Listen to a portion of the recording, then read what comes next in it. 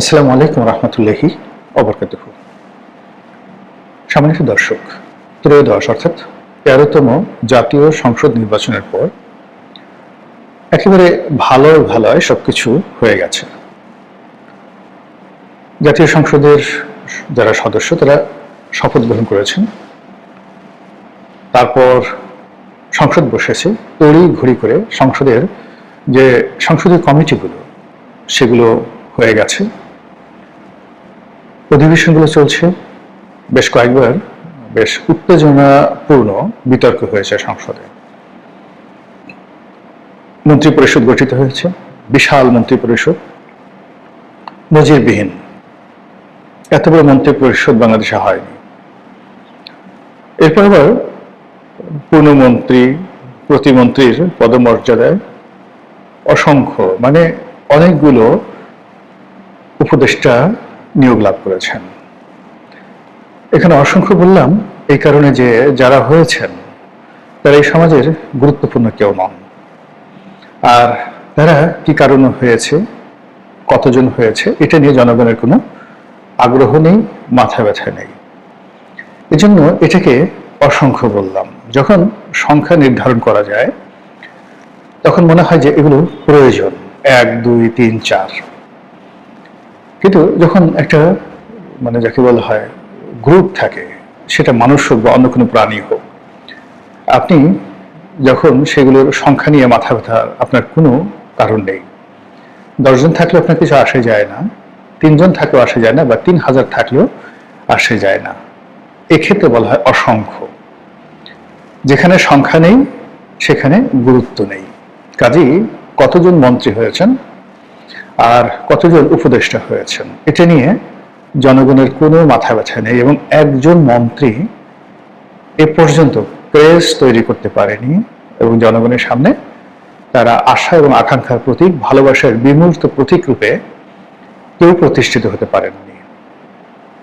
তো সেই দিক থেকে পুরো যে ক্যাবিনেট, তাদেরকে আপনি বলতে পারেন অসংখ্য। দ্বিতীয়ত, বিরোধী দলে যারা আছেন তাদের মধ্যে তাদের আচার আচরণ, চালচলন, কথাবার্তা এগুলো একেবারে এককেন্দ্রিক। বিশেষ এজেন্ডা, বিশেষ উদ্দেশ্য, বিশেষ লোভ, লালসা, কামনা, বাসনা ইত্যাদি নিয়ে একান্ত তাদের দলীয় যে বৃত্ত রয়েছে, বলয় রয়েছে, এটার মধ্যে তারা ঘুরপাক খাচ্ছে। অন্যদিকে সরকারি দল বলতে যারা বোঝাচ্ছে তাদের মধ্যে এবং তাদের যারা জোট সঙ্গী আছে, এদের মধ্যে পার্থক্য করা যাচ্ছে না। সেটা নুরুল হক নুরু বলেন, জোনায়েদ সাকি বলেন, আমদালিব রহমান পার্থ বলেন ইত্যাদি। আবার নিজের দল বিলুপ্ত করে যারা যোগদান করেছেন, সাদাত হোসেন সেলিম, তারপর ববি হাজ্জাজ, এরকম হয়তো আরো অনেকে আছেন। তো আমরা তাদেরকে কোনো কারণে অ্যাসার্টেন করতে পারছি না, পয়েন্ট আউট করতে পারছি না। আমাদের কাছে মনে হচ্ছে না যে তারা পার্লামেন্টে যাওয়ার ফলে বিএনপির কোনো উপকার হয়েছে, জাতির কোনো উপকার হয়েছে বা আগামীতে হবে। ফলে পুরো পার্লামেন্টে তাদের যে বিতর্ক, এই বিতর্কের সঙ্গে জনগণের স্বার্থ, জাতীয় স্বার্থ এটি রয়েছে বলে আমার কাছে মনে হচ্ছে না, একান্ত ব্যক্তিগতভাবে। আমরা জানি যে সংসদীয় গণতন্ত্রে পার্লামেন্টকে বলা হয় জাতীয় পার্লামেন্ট। জাতীয় শব্দের অর্থ হলো এ জাতির যা কিছু রয়েছে সবকিছুর স্বার্থ সংশ্লিষ্ট এবং সকল কিছুর রিপ্রেজেন্টেশনে এই পার্লামেন্ট গুরুত্বপূর্ণ ভূমিকা পালন করবে।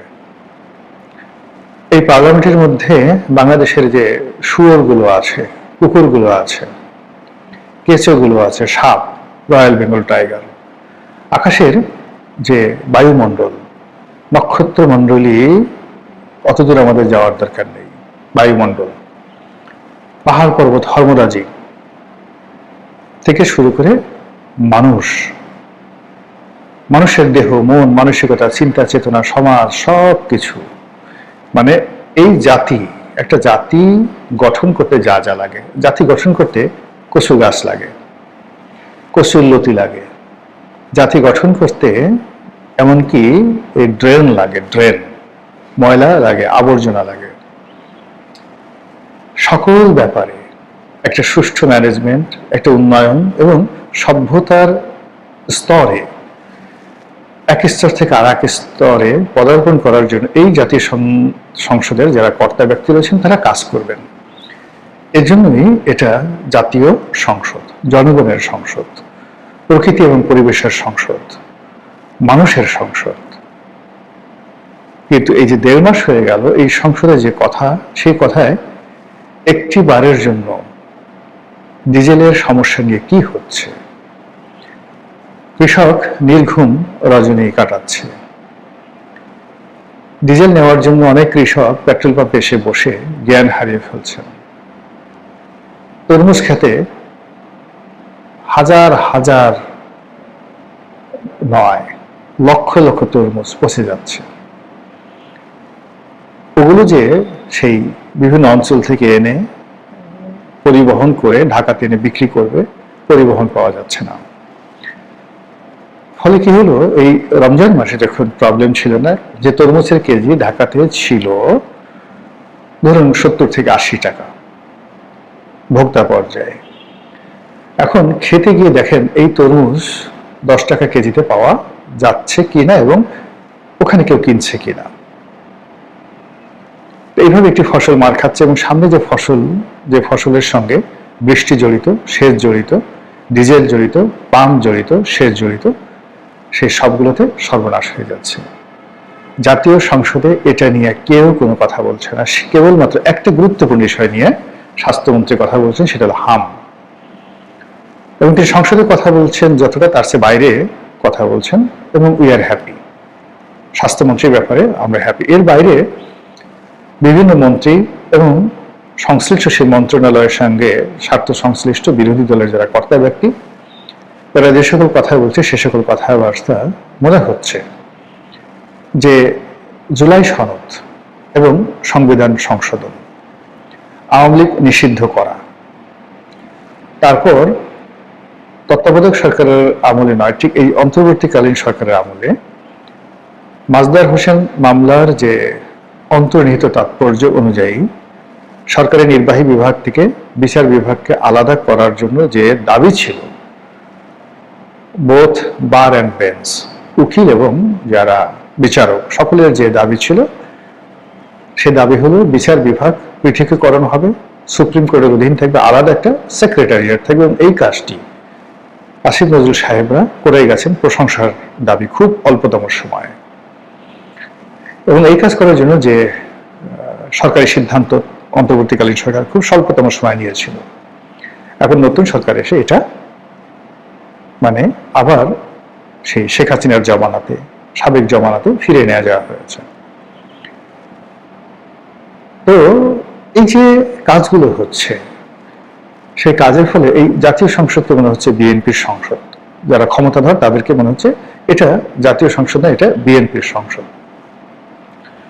আর বিরোধী দল, এটা জামাতের সংসদে বলা যাচ্ছে না, এনসিপির সংসদ বলা যাচ্ছে না, মনে হচ্ছে এই সংসদের পেছন থেকে কেউ টানছে, কেউ প্রভাব বিস্তার করছে, কারো এজেন্ডা বাস্তবায়নের জন্য বিরোধী দল কাজ করছে। আর তিনি স্বয়ং ডক্টর মোহাম্মদ ইউনূস।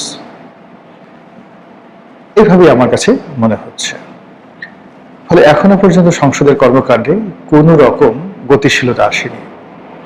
সরকারের কর্মকাণ্ড নিয়ে জনগণের মধ্যে কোনো আশা এবং আকাঙ্ক্ষা তৈরি হয়নি।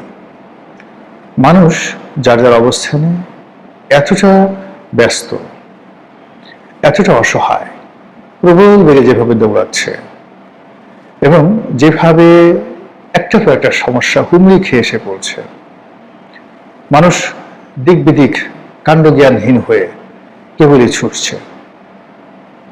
আজকে আমি এই ভিডিওটি করছি এপ্রিল মাসের 4 তারিখে। আকাশ ভীষণ রকম গরম। ঢাকা শহরের কিছু কিছু এলাকাতে বাতাস দেখা যাচ্ছে, যারা ঘনবসতিপূর্ণ এলাকা সেখানে বাতাস নেই। গ্রাম অঞ্চলে ভ্যাপসা গরম।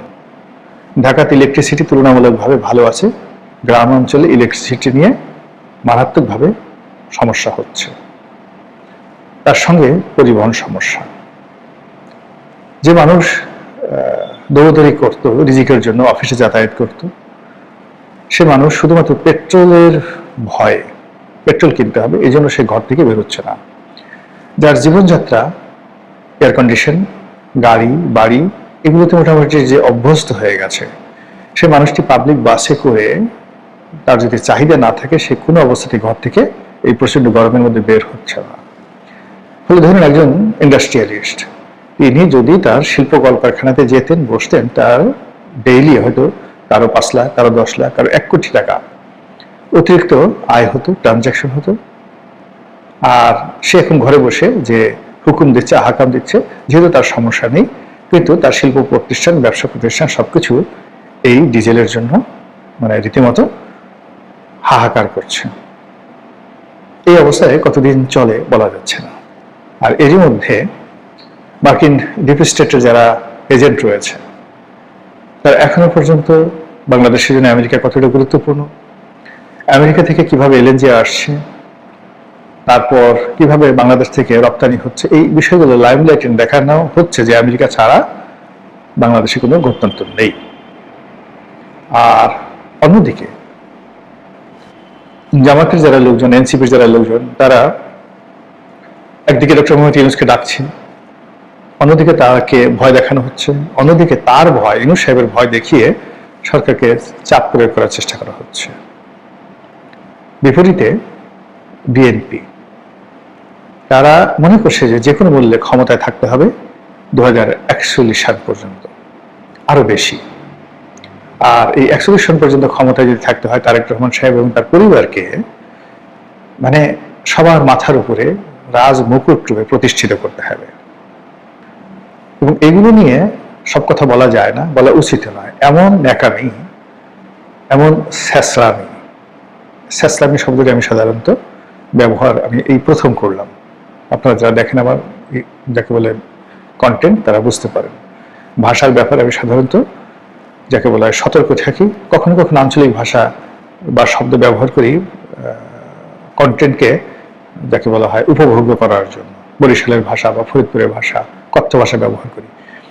তো এই যে শব্দগুলো স্যাসরামি এখন অনেককে বড় করার জন্য এবং অনেককে ছোট করার জন্য রীতিমতো রাজনৈতিক নেতা, কর্মী এবং বুদ্ধিজীবী, সাহিত্যিক, সাংবাদিক, কবি যারা যারা আছেন, তারা রীতিমতো স্যাসরামি শুরু করেছেন। এই অবস্থায় আর যা হোক না কেন, জাতীয় সংসদের যে ভাব, যে মূর্তি, যে গৌরব, যে অহংকার, যে পরিবেশ, যে পরিস্থিতি, যে উজ্জ্বলতা, সেটি ক্রমশ ক্ষীণ থেকে ক্ষীণতর, ম্লান থেকে ম্লানতর হয়ে যাচ্ছে। এই অবস্থা যদি বেশি দিন চলে, বেশি দিন মানে কি, মাস 6 চলে, আমার কাছে মনে হচ্ছে যে বাংলাদেশের মানুষ ধৈর্য হারিয়ে ফেলবে। আর তখন কি হবে, অপেক্ষা করুন এবং দেখতে থাকুন। আসসালামু আলাইকুম ওয়া রাহমাতুল্লাহি ওয়া বারাকাতুহু।